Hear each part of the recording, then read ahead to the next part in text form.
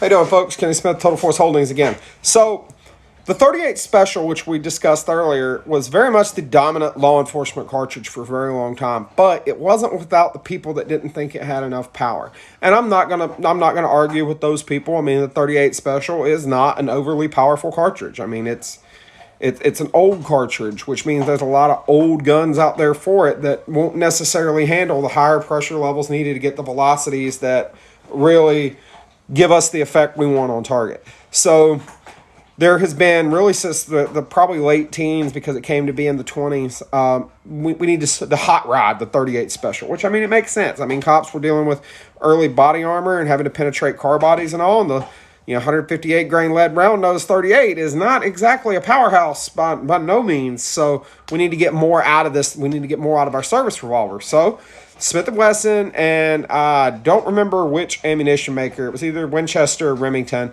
But anyway, they got together and they took and just really hot rodded what amounted to a 38 Special. You hit 38-44. It can only be shot in the big end frames.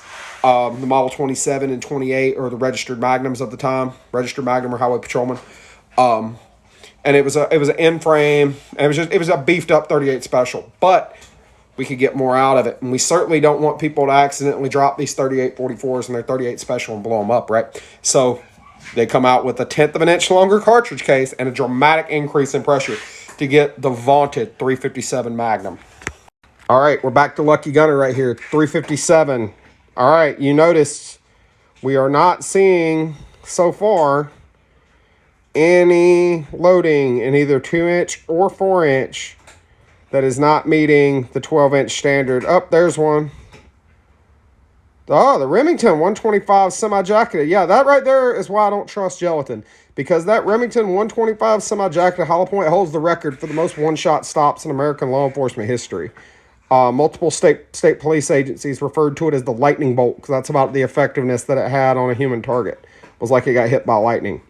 So, again, but look at these velocities, though. I mean, these numbers are massive for a small revolver. All right. But that power comes at a couple of costs. Compared to a 38 Special, a 357 Magnum is a handful. All right.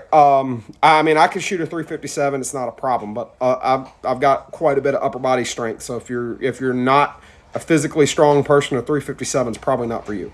They are very, very loud. The ammunition is expensive, but what do you get for that? Insane amounts of power in a service revolver size package. 357 is a great cartridge.